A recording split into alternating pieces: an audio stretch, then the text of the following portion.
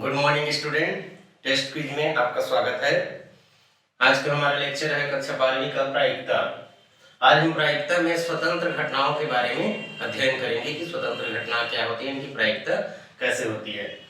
तो जैसे हम प्रतिबंधी प्रायिकता देख रहे थे, प्रतिबंधी प्रायिकता में क्या होता है, जैसे P E after F equal to P E intersection F upon P F, ऐसा हमने लिखा था कि एफ के घटने के बाद ई की घटने की संभावना ऐसे होगा करके। तो ये परतंत्र घटनाओं के लिए है जो एक दूसरे पे डिपेंड करता है। उदाहरण के तौर पे यदि ताश के 52 पत्तों में से एक पत्ता निकाला जाए तो उसके इक्का होने की प्रायिकता 4/52 होगा, और यदि फिर से हम उसको रख देते हैं और फिर से एक पत्ता निकालते हैं तो फिर उसकी प्रायिकता 4/52 ही होगा। ये स्वतंत्र घटना है। लेकिन एक पत्ता हम निकाल देते हैं और उसके इक्का होने की प्रायिकता जो होगा वो 4/52 होगा, लेकिन 51 पत्तों में से अब यदि निकालेंगे तो पहले पे वो डिपेंड करेगा दूसरे की प्रायिकता कि पहले जो पत्ता आया है वो यदि इक्का है तो 3/51 होगा, 3 इक्का बचा रहेगा 51 में, लेकिन वो इक्का नहीं है तो 4/51 होगा। तो उसको परतंत्र घटनाएं कहा जाता है। यदि वापस नहीं रख रहे हैं हम पत्ते को तो स्वतंत्र घटनाओं में क्या होता है कि ये जो क्वांटिटी ई अपॉन एफ जो लिखे हैं कि ई जो है एफ पे निर्भर नहीं करेगा, तो ये प्रायिकता पी ही हो जाएगा। P E equal to P E intersection F upon P F, तो पी एफ को इधर लिखा जा सकता है। तो स्वतंत्र घटनाओं के लिए इस प्रकार का P intersection F equal to P into P F के इक्वल होगा। अब इसमें स्वतंत्र घटनाएं ऐसे एक आता है अपवर्जी घटना। अपवर्जी घटना का मतलब है कि दोनों एक साथ नहीं घट सकते, या तो ये घटेगा या तो वो घटेगा। तो उनका P इंटरसेक्शन एफ अपवर्जी घटना है यदि ए और बी, तो P ई इंटरसेक्शन बी 0 हो जाता है। और लेकिन स्वतंत्र घटनाओं का P इंटरसेक्शन बी 0 नहीं होता, ये इसमें अंतर है। और इसमें खास बात ये है कि इनकी जो परिभाषा ये घटना पर आधारित है, ये प्रायिकता पर आधारित है। जो स्वतंत्र घटनाओं की प्रायिकता है इसके लिए इंटरसेक्शन 0 नहीं होता है। उसी प्रकार इसके लिए स्वतंत्र घटनाओं के लिए अपवर्जी घटना के लिए पी ए यूनियन बी दोनों में से किसी एक की घटने की संभावना P A union B P A plus P B के इक्वल होता है, क्योंकि अपवर्जी है कोई में एक ही घटता है, दोनों में से दोनों एक साथ नहीं घटता। लेकिन स्वतंत्र घटनाओं के लिए ऐसा नहीं होता है, इसमें minus P A intersection B भी आएगा। जो सामान्य प्रायिकता का जो रूल है वो इसमें फॉलो होगा। तो इसमें क्या है, देखिए पी इंटरसेक्शन बी में इसके लिए स्वतंत्र घटनाओं के लिए अलग फार्मूला होगा, यूनियन का अलग से फार्मूला होगा। यदि ये स्वतंत्र घटना है तो पी इंटरसेक्शन बी 0 नहीं होगा। 0 नहीं होगा तो क्या होगा, P A into P B होगा। तो इसको ऐसे लिखा जा सकता है, या अपना प्रूफ करने के लिए भी आ सकता है। ये हो जाएगा P A plus P B minus P A into P B. स्वतंत्र घटना है तो पी इंटरसेक्शन बी को P A into P B लिख सकते हैं। इन दोनों में से यदि हम पी बी कॉमन ले लें, पी बी कॉमन लेंगे तो ये 1 माइनस पी ए हो जाएगा ऐसे, और 1 माइनस पी ए मतलब पी ए बार। इसको भी 1 माइनस पी ए बार लिखा जा सकता है, पी ए को, और ये पी बी, और ये हो जाएगा पी ए बार। अब इन दोनों में से पी ए बार कॉमन ले लेते हैं, minus P A bar common ले लेते हैं, तो यहां से बचेगा 1 और यहां से माइनस पी बी ऐसे। तो ये आगे हो जाएगा 1 minus P A bar into P B bar. 1 minus P A मतलब पी बी बार। तो इस प्रकार पी ए यूनियन बी स्वतंत्र घटनाओं के लिए ये फार्मूला होगा 1 minus P A bar into P B bar करके। और अपवर्जी घटना के लिए क्या था, सीधा सीधा P A plus P B था। ये अंतर है अपवर्जी घटना और स्वतंत्र घटना में। तो इस प्रकार लगभग हमने स्वतंत्र घटनाएं परिभाषित किया। अभी स्वतंत्र घटनाओं के बीजगणित पर कुछ क्वेश्चन देखते हैं कि क्वेश्चन यहाँ दिया हुआ है क्वेश्चन यहाँ दिया हुआ है, कुछ वैल्यू दी है, क्वेश्चन की वैल्यू को हमको निकालना है। तो कैसे निकालेंगे उसको देखते हैं। सबसे पहला क्वेश्चन में PE दिया हुआ है 0.35 and PE union B F दिया हुआ है 0.6। तो हमको PF निकालना है। तो कुछ देर पहले भी इसका फार्मूला मैंने प्रूव किया है। हम इसके लिए PE बार निकाल लेते हैं। PE bar equal to 1 minus 0.35 तो 0.65 हो जाएगा। फिर PE union F equal to 1 minus PE bar and PF bar. तो इसकी वैल्यू दिया हुआ है 0.6, 1 माइनस PE बार हमने निकाला 0.65 PF बार। तो इसको इधर ले आते हैं 0.65 PF bar equal to 1 minus 0.6 0.65 PF bar equal to 0.4 हो जाएगा। तो PF bar equal to 0.4 upon 0.65 तो 40/65 हो जाएगा। डेसिमल हटेगा तो नीचे में 2 प्लेस में तो ऊपर में 0 डाल दिए तो ये 5 से कटेगा तो 8/13। तो PF equal to 1 minus PF bar तो 1 माइनस 8/13 इक्वल टू 5/13 ऐसे आएगा। तो आगे हम देखते हैं सेकंड क्वेश्चन, जिसमें बहुत सारी चीजों को निकालने के लिए बोला गया है।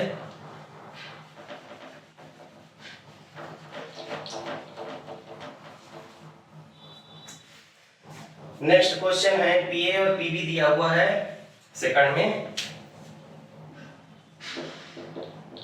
PA इक्वल टू है 0.3, PB इक्वल टू है 0.6। तो आगे कैलकुलेशन के लिए हमको जरूरत पड़ेगा PA bar 1 minus 0.3 equal to 0.7, PB bar 1 minus 0.6 equal to 0.4। अब निकालते हैं इसका पहला भाग PA इंटरसेक्शन B। तो ये PA इंटू PB हो जाएगा। तो 0.3 इंटू 0.6 इक्वल टू 0.18 18।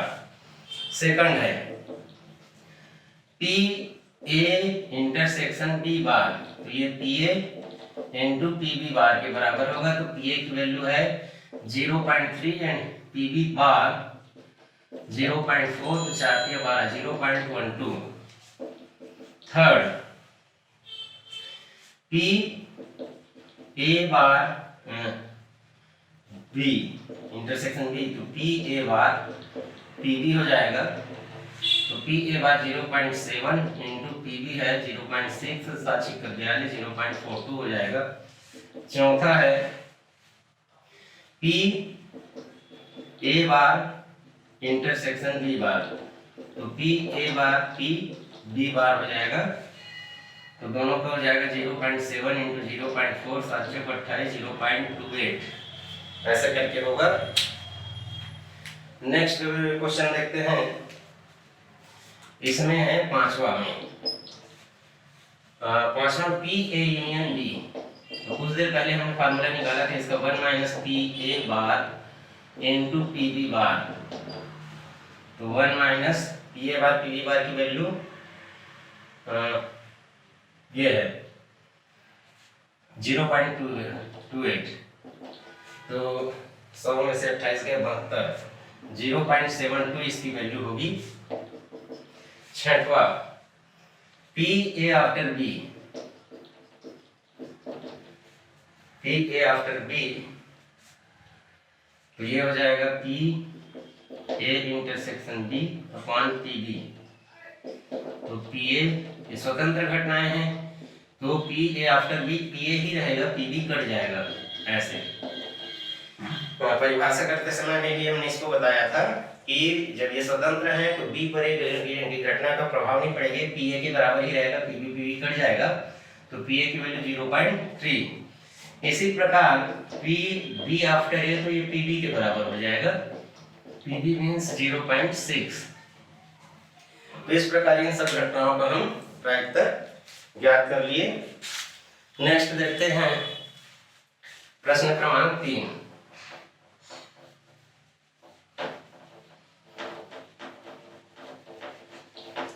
प्रश्न क्रमांक 3 में पी बी बार दिया हुआ है और पी ए में बी दिया हुआ है, पी ए निकालना है।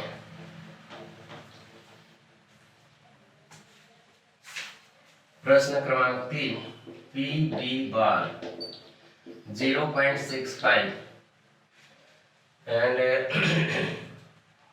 पी ए यूनियन बी, ये 1 minus P A bar and P B bar के बराबर होता है। पी ए यूनियन बी हमको 0.85 दिया हुआ है equal to 1 minus P B bar हमको दिया हुआ है 0.65 पी ए बार।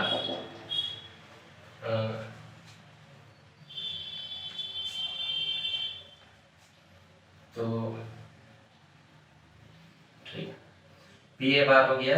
हमको इसमें जो निकालना है पी ए निकालना है,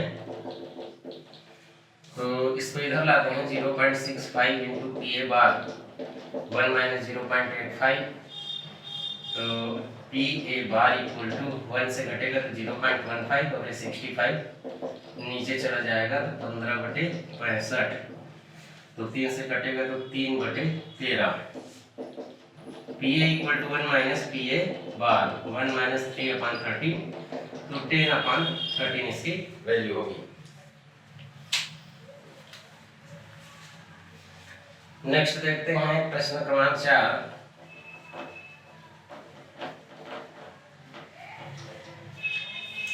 प्रश्न क्रमांक 4 में पी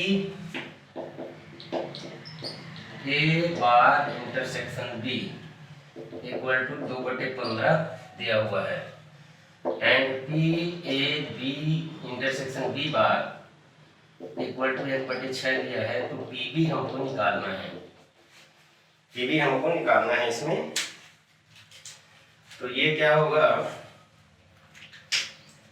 इसको पहले सॉल्व करते हैं। सबसे पहले तो हम क्या करते हैं, पी ए को x ले लेते हैं क्योंकि कैलकुलेशन इसमें करना पड़ेगा फार्मूला में, तो पी ए पी बी लिखेंगे तो मिस्टेक ज़्यादा टाइम लगेगा। हम P A equal to x ले लेते हैं, तो P A bar equal to 1 minus x लिखना पड़ेगा and P B equal to y, तो P B bar equal to 1 minus y ऐसे लिख देंगे। अब पहले से हमारे पास आएगा P A bar into P B equal to 2/15, तो ये हो जाएगा 1 minus x into y equal to 2/15। और यहाँ सेकंड को लेते हैं P A into P B bar equal to 1/6, तो पी ए की जगह 1 से लिखेंगे और इसको 1 माइनस वाई इक्वल टू 1/6, तो 1 से इक्वल टू 1/, इसको इधर लिखेंगे 6 1 माइनस वाई यानी 1/6 ऋण 6y, 1 से जगह इसमें पुट करते हैं 1 माइनस 1/6 ऋण 6y इंटू वाई बराबर 2/15। तो ये आगे हो जाएगा। इसका एलसीएम सॉल्व करते हैं। सबसे पहले 6 minus 6y minus 1, 6 minus 6y into y equal to 2/15, तो ये 5 ऋण 6y इंटू वाई बराबर 2 6 ऋण 6y बटे y बटे 15। तो इसमें से 3 कॉमन लेंगे तो ये 5 हो जाएगा। ये हो गया 5y ऋण 6y square equal to 3 common लेंगे तो ये 5 हो जाएगा, तो ये 2 हो जाएगा, 2 को अंदर ले जाएंगे तो 4 ऋण 4y बटे 5, तो ये हो गया 25y ऋण 30y square equal to 4 minus 4y। सबको इधर ले आते हैं, ऋण 30y स्क्वायर 29y हो जाएगा, ऋण 4 बराबर 0, ऋण का गुणा करेंगे 30y स्क्वायर ऋण 29y धन 4 बराबर 0 ऐसे। अब y में वर्ग समीकरण हो गया, तो मध्यपद विभाजन से या फिर सूत्र से बनाएंगे। मध्यपद विभाजन करेंगे तो 30 चौके 120 लाना है, 29 को ऐसे तोड़ना है कि 2 भागों में कि उनका गुणा करने पर 120 हो और जोड़ने पर ऋण 29 हो। तो 24 पंचे 120, इसको 24 और 25 में तोड़ेंगे, 30y square minus 24y minus 5y plus 4 equal 0। तो इन दोनों में से 6y कॉमन आएगा तो 5y माइनस 4, इसमें से -1 कॉमन आएगा तो 5y माइनस 4 इक्वल 0। तो दोनों में से 5y माइनस 4 कॉमन लेंगे तो 6y माइनस 1, इसको जीरो करेंगे तो y बराबर 4/5, और इसको जीरो करेंगे तो y बराबर 1/6। यही हमको निकालना था पीवी। पीवी या तो 4/5 है या 1/6 है। नेक्स्ट क्वेश्चन देखते हैं, प्रश्न क्रमांक 5। इसमें भी इसी प्रकार का कैलकुलेशन है, लगभग सेम टाइप का कैलकुलेशन है। बुक में इसमें प्रिंटिंग मिस्टेक भी था, जिस बुक से हमने इसको देखा। तो 5वां, P A intersection B equal to 1/8 and P A bar intersection B bar equal to 3/8। तो सबसे पहले हम पी ए को x एंड पी बी को y मान लेते हैं। तो P A bar 1 minus X and P B bar 1 minus Y लिखाएगा। पहले समीकरण से पी ए इंटरसेक्शन बी से आ जाएगा P A into P B equal to 1/8 means x y equal to 1/8। यहाँ से y इक्वल टू 1/8x लिख सकते हैं। यहाँ सेकंड से आ जाएगा P A bar into P B bar equal to 3/8। तो 3/8 है तो इसको हो जाएगा 1 माइनस एक्स और ये 1 माइनस वाई इक्वल टू 3/8। तो y की जगह लिख देते हैं 1 minus x 1 minus 8x 1/8x 3/8 1 minus x 8x minus 1/8x equal to 3/8। तो इसको उधर ले जाते हैं, 8 कट जाएगा। 1 minus x 8x minus 1 equal to 3/8 into 8x। 8 कट गया 3x आ जाएगा। यहाँ 8x आ जाएगा माइनस 8x स्क्वायर हो जाएगा और ये होगा तो minus 1 plus x equal to 3x। तो minus 8x square plus 8x minus 3x plus x minus 1 equal 0। तो 6x हो जाएगा। ऋण का गुणा कर देते हैं, 8x square minus 6x plus 1 equal 0। तो 2 और 4 में स्प्लिटिंग होगा, ये 8 है तो minus 2x minus 4x plus 1 equal 0। यहाँ लिख देते हैं, शुरू में से 2x कॉमन आएगा तो 4x माइनस 1 और दूसरे में से माइनस 1 कॉमन आएगा तो 4x माइनस 1। 4x माइनस 1 दोनों में से कॉमन आएगा तो यहाँ आ जाएगा 2x माइनस 1 इक्वल 0। तो इसको करेंगे तो x इक्वल टू 1/4 और इसको 0 करेंगे तो x इक्वल टू 1/2। अब y की वैल्यू यहाँ से निकाला जा सकता है। जब 1/4 रखेंगे y इक्वल टू 1/8 इंटू 1/4 करेंगे तो ये 1/2 हो जाएगा और दूसरे बार में 1/8 इंटू एक्स मान लीजिए 1/2 है तो ये 1/4 हो जाएगा। यदि x 1/4 तो y 1/2 और x 1/2 तो y 1/4। इस प्रकार इसका कैलकुलेशन हुआ। नेक्स्ट, ये तो इनका बीजगणित था, लगभग मैंने कुछ वैल्यू दिया गया है तो कुछ निकालने का क्वेश्चन था। आगे हम देखते हैं कि घटनाएं देंगे तो घटना स्वतंत्र है कि नहीं, पहले ये देखना है, उसके बाद फिर स्वतंत्र घटनाओं का फार्मूला उसमें लगाएंगे। तो पहला प्रश्न देखिए क्या लिखा है कि किसी प्रश्न को हल करने के a के प्रतिकूल व b के अनुकूल सहगुणुपात दिया गया है। तो हम कोशिश करते हैं तो प्रश्न के हल होने की प्रायिकता क्या है। तो इसमें क्या है देखिए, प्रश्न क्रमांक 6, प्रश्न को a के द्वारा हल करने के प्रतिकूल सहगुणुपात दिया गया है 4:3। तो प्रतिकूल है तो 3 प्रकार से अनुकूल है, 4 प्रकार से प्रतिकूल है। प्रतिकूल बोला है तो इसकी प्रायिकता हो जाएगी a के द्वारा हल करने की प्रायिकता, मान लीजिए कि ये है ये 3/3 धन 4 यानी 3/7 हो जाएगा। और पीबी बार हो जाएगा, पीए बार हो जाएगा 1 - 3/7 तो 4/7। और बी का अनुकूल दिया हुआ है, बी का अनुकूल 7:7 है। तो बी के द्वारा हल करने की प्रायिकता पीबी इक्वल टू अनुकूल है तो 7 प्रकार से अनुकूल है, 5 प्रकार से प्रतिकूल है।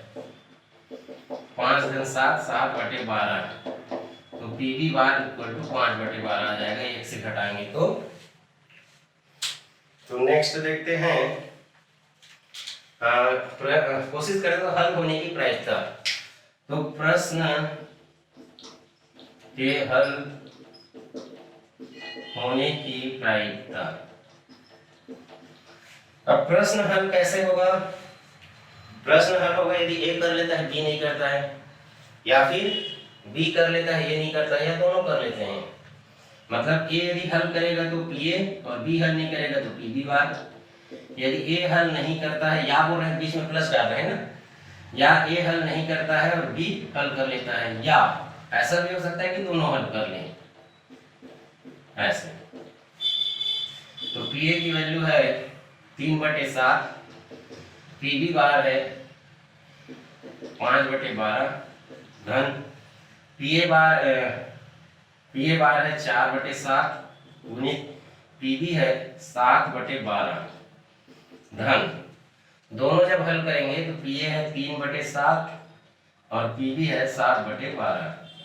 तो एलसीएम आ जाएगा 12 × 7 = 84, ये 15 हो जाएगा, ये 28 हो जाएगा, ये 21 हो जाएगा। तो 28 और 21 49, 49 और 15 तो 64, 64/84, 4 से काटेंगे तो 16/21 प्रश्न हल होने की प्रायिकता। तो इसमें देखिए हमने प्रश्न हल होने की प्रायिकता बोला है, तो क्या किया हमने, ऐसा माना कि जैसे ए और बी के द्वारा हल करने का जो तरीका है, दोनों अलग अलग आदमी है तो स्वतंत्र घटना तो हो गई, इसीलिए फार्मूला को हमने लगाया है, स्वतंत्र घटना हो गई। इसमें ध्यान देने वाली बात ये है भी, ये प्रश्न को एक तरीके से और बनाया जा सकता था कि दोनों हल नहीं करते हैं ऐसा हम मान लेते हैं। प्रश्न के हल होने की प्रायिकता हम बोल रहा है तो चाहे कैसे भी हल करें, हमने बोला कि ए ने किया बी ने नहीं किया, फिर ए ने नहीं किया बी ने किया, फिर बोला कि दोनों किया, तीनों में से कुछ भी हो सकता है तो प्रश्न हल हो जाएगा। तो इसको ऐसा भी बनाया जा सकता है कि दोनों के द्वारा हल न करने की प्रायिकता निकालनी, P A bar into P B bar, दोनों हल नहीं किए तो पी ए बार कितना है 3/4/7 और ये है 5/12 तो 20/84 ऐसा है। तो देखिए दोनों ने हल नहीं किया, अब इसको क्या कहेंगे, कम से कम एक के हल करने की प्रायिकता। ऐसे केस में जल्दी बनता है, कम से कम एक हल कर देगा तो हल हो जाएगा, तो एक में इसको घटा देंगे, कम से कम एक, दोनों नहीं करता है तो कम से कम एक, कम से कम एक कहने का मतलब एक ने हल किया या दोनों ने हल किया, इसने किया उसने नहीं किया, इसने नहीं किया उसने किया, या फिर दोनों ने किया, ये इसका मतलब है कम से कम एक। आगे भी क्वेश्चन आएगा तो नेगेटिव वाले को 1 से माइनस कर देंगे तो ये कम से कम एक वाला हमको आंसर डायरेक्ट मिल जाएगा। तो ये हो जाएगा 1 - 20/84, तो 84 - 20/84 तो 64/84 मींस 16/21। ऐसे करके भी बनाया जा सकता है, ऐसे करके भी बनाया जा सकता है इस क्वेश्चन को। आगे स्टेप में बहुत सारे क्वेश्चन हैं जिसमें हमको इसको लगाने पर जल्दी आंसर मिलेगा। कम से कम एक वाला सिद्धांत नहीं का निकाल लेंगे और उसको 1 से माइनस करेंगे तो कम से कम एक करके आएगा।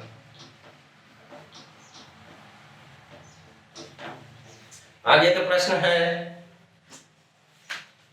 दो रिक्त स्थानों के लिए राम एवं श्याम के दो उम्मीदवार हैं, राम एवं श्याम के चुने जाने की प्रायिकता क्रमशः।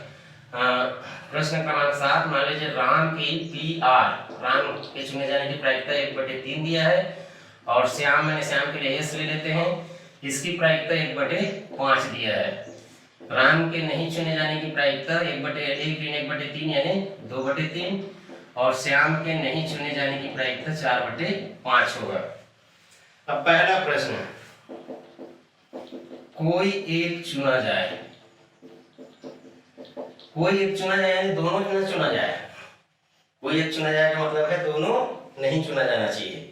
इसके पहले वाले क्वेश्चन में हमने लिया था एक ने हल किया दूसरे ने नहीं किया, प्लस एक ने नहीं किया दूसरे ने किया, प्लस दोनों ने किया। तो ऐसा दोनों वाला इसमें नहीं आएगा, कोई एक चुना जाएगा, एक ही जन को चुनना है। तो ये जो प्रायिकता होगा कोई एक चुना जाए, घटना मान लीजिए ए है तो पी ए इक्वल टू हो जाएगा राम चुना गया, श्याम नहीं चुना गया, और राम नहीं चुना गया और श्याम चुना गया। तो ये हो जाएगा पी आर में से 1/3 गुणित 4/5 धन, ऐसा भी हो सकता है कि 2/3 गुणित 1/5। तो नीचे में 15 आएगा और 4 धन 2 6/15, 6/15 तो 2/5 सेकंड। सेकंड में बोल रहा है कोई भी चुना ना जाए, कोई भी चुना ना जाए, कोई भी चुना ना जाए। घटना मान लीजिए पी है बी है तो पी वी इक्वल टू होगा राम भी नहीं चुना गया और श्याम भी नहीं चुना गया। तो 2/3 गुणित 4/5 बराबर 8/15। तीसरा है कम से कम एक चुना जाए। तो कम से कम एक चुना जाए, इसके पहले वाले क्वेश्चन में हमने बता दिया है कि कोई भी ना चुना जाए तो जब 1 से माइनस करते हैं तो कम से कम एक चुना जाता है। कम से कम एक चुना जाए। ये घटना सी है मान लो, तो P C equal to 1 minus P R P S, कोई भी ना चुना जाएगा 1 से माइनस। 1 माइनस 8/15 तो 7/15। चौथा देखते हैं दोनों चुने जाए बोला है। दोनों चुना जाए मतलब इसमें कोई ऑप्शन नहीं है, सीधा सीधा ये राम और श्याम भी अलग अलग व्यक्ति है तो इनका क्या है कि स्वतंत्र घटना है ना चुने जाने का, दोनों का नॉलेज अलग अलग रहेगा। ये घटना डी है मान लो, तो P D equal to Ram भी चुना गया और श्याम भी चुना गया। 1/3 गुणित 1/5 बराबर 1/15। इस प्रकार इसकी प्रायिकता होगी। नेक्स्ट क्वेश्चन देखते हैं, प्रश्न क्रमांक 8। ए बी सी 3 प्रश्न है। किसी छात्र द्वारा इनके छात्र द्वारा हल होने का प्रतिकूल सहयोग अनुपात दिया हुआ है, तीनों का प्रतिकूल। तो ए बी सी 3 प्रश्न है, कोई छात्र इनको ट्राई करता है तो इसका प्रतिकूल सहयोग अनुपात प्रतिकूल 5:2 है, दूसरे का 6:5 है और तीसरे का 2:1 है। प्रतिकूल है तो पहला वाला अनुकूल प्रतिकूल है, दूसरा वाला अनुकूल है। तो ए के हल होने की प्रायिकता पी ए इक्वल टू 2/5 7 हो जाएगा। बी के हल होने की प्रायिकता 5/11 6/5 11 और सी के हल होने की प्रायिकता 1/3 हो जाएगा, 2×1 3। अब इनकी नहीं होने की प्रायिकता भी लिख लेते हैं। P A bar 5/7, P B bar 6/11 and P C bar 2/3। अब क्या प्रश्न है पहला में बोला है कम से कम एक प्रश्न हल होता है, तो फिर वो कम से कम एक आ गया। कम से कम एक आ गया मतलब हमारे लिए क्या करना है, तीनों के द्वारा हल न होने की प्रायिकता हमको निकालना है और उसको 1 से निकालना है, माइनस करना रहता है। या फिर कम से कम एक बोला है तो और बहुत लंबा जाएगा उस सिद्धांत से। कम से कम एक बोला है तो एक हल करेगा तो ये हल होगा, ये दोनों नहीं होगा, या ये होगा ये दोनों नहीं होगा, या ये होगा ये दोनों नहीं होगा। उसके बाद बोलेंगे ये दोनों होगा। कम से कम एक बोला तो एक भी हल हो सकता है, 2 भी हल हो सकता है, 3 भी हल हो सकता है, तो बहुत लंबा जाएगा सिंपल सिद्धांत से। तो सबसे पहले हम क्या करेंगे, कम से कम एक प्रश्न हल होने की प्रायिकता घटना यदि ए है तो पी ए, अच्छा ए बी सी इसको ई मान लो, तो P E equal to 1 minus P A bar P B bar and P C बार।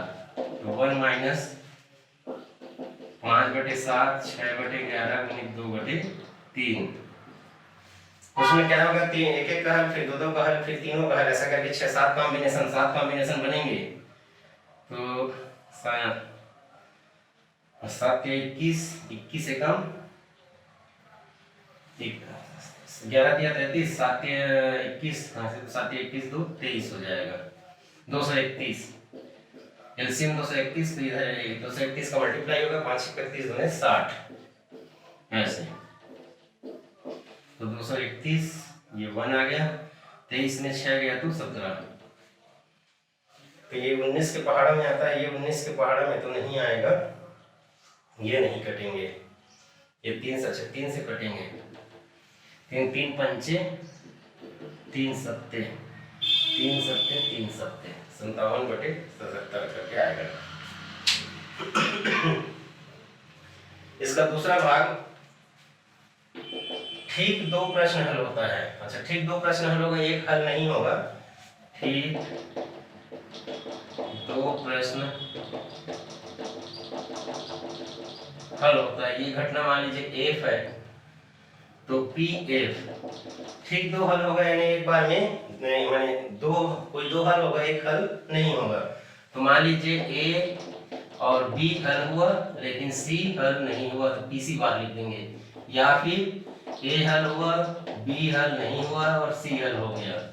या फिर ए हल नहीं हुआ, बी हल हो गया और सी हल हो गया। तीन केस ऐसे रहेंगे याद करके, जिसमें ठीक 2 प्रश्न हल होंगे। तो वैल्यू रख देते हैं। पीए की वैल्यू 2/7, पीवी की वैल्यू 5/11 और पीसी बार है 2/3 प्लस पीए की वैल्यू 2/7, पीवी बार है 6/11 एंड पीसी है 1/3। या पीए है 2/7, पीवी है, अच्छा पीए का तो बार निकालना है, पीए का बार लेना है तो 5/7 आएगा। ये 5/7 गुणित पीबी 5/11 गुणित पीसी 1/3 ऐसे करके निकलेगा। तो इसमें भी नीचे में तो वही हो जाएगा 231, 2 दूनी 4 5 चौके 20, 6 दूनी 12 और 5 25। तो 20 12 22 25 47, 2 2 4 20 12 32 और 25 57 बटे 231। 3 से कटेगा ये 19 या 57/77, 19/77 करके आएगा। तीसरा है ठीक एक प्रश्न हल होता है। तो ठीक एक प्रश्न हल होगा तो अब 2 हल नहीं होगा, एक हल होगा, ऐसे करके निकालेंगे। इसको मिटा देते हैं। यदि ठीक एक हल होने की घटना को हम यदि डी मान लेते हैं तो पी डी इक्वल टू ए हल हो गया, बी हल नहीं हुआ और सी हल नहीं हुआ। या फिर ए हल नहीं हुआ, बी हल हो गया और सी हल नहीं हुआ। या फिर ए हल, ठीक एक प्रश्न हल बोला है ना, हाँ ए हल नहीं हुआ, बी हल नहीं हुआ लेकिन सी हल हो गया, तो ठीक एक प्रश्न होगा। पीए है 2/7, पीबी बार है 6/11, पीसी बार है 2/3। या पीए बार है 5/7, पीबी है 5/11 और पीसी बार है 2/3 प्लस पीए बार है 5/7, पीबी बार है 6/11 और पीसी 1/3। तो यहाँ भी 231 ही आएगा। 2 में 4 6 24, 5 में 25 और 2 50 और 5 31। तो 50 30 80, 80 24 104 बटे 231।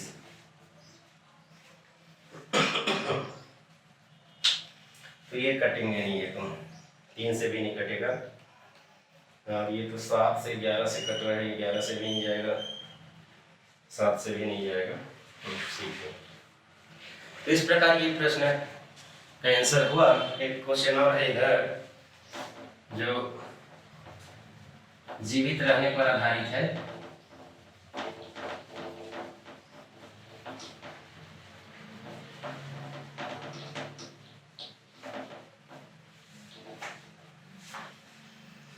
तो इसमें देखिए प्रश्न क्रमांक 9, इसमें ये दिया हुआ है कि एक व्यक्ति जो 55 वर्ष का है उसके 75 वर्ष तक जीवित रहने के प्रतिकूल संयोग अनुपात दिया हुआ है व्यक्ति का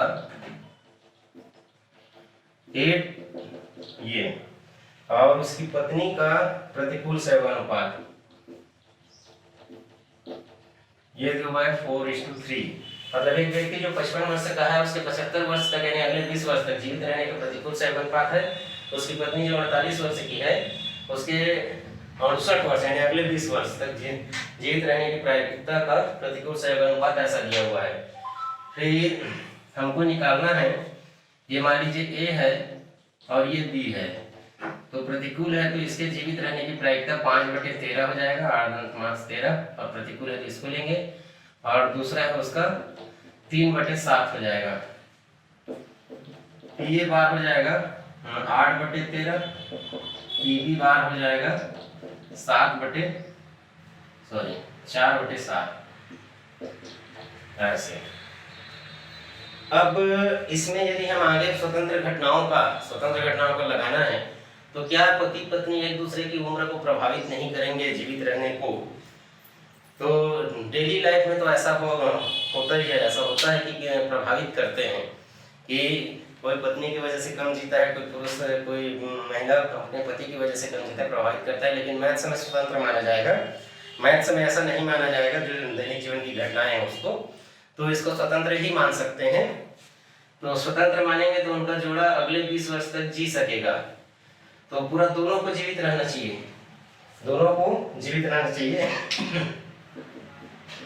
उनका जोड़ा अगले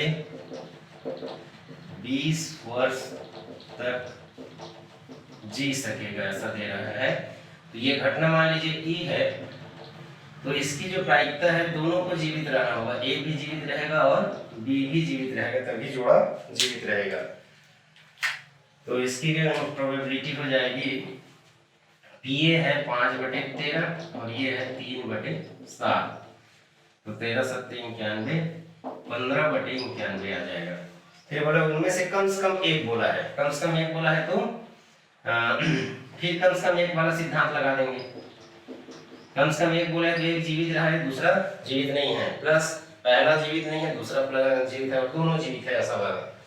तो कम से कम एक, इस घटना को यदि हम F माने तो PF जो होगा 1 में से दोनों के जीवित नहीं रहने को घटा देना है ऐसे। तो 1 - PA बार मीन्स 8/13 गुणित 4/7, तो 1 - 32/91 या 91 - 32/91, तो 91 में से 32 जाएगा तो 59/91, ये होगा इसका आंसर। तो इस प्रकार क्या है, कुछ स्वतंत्र घटनाएं हमने इस लेक्चर में देखा, और नेक्स्ट स्वतंत्र घटनाओं को नेक्स्ट लेक्चर में देखेंगे।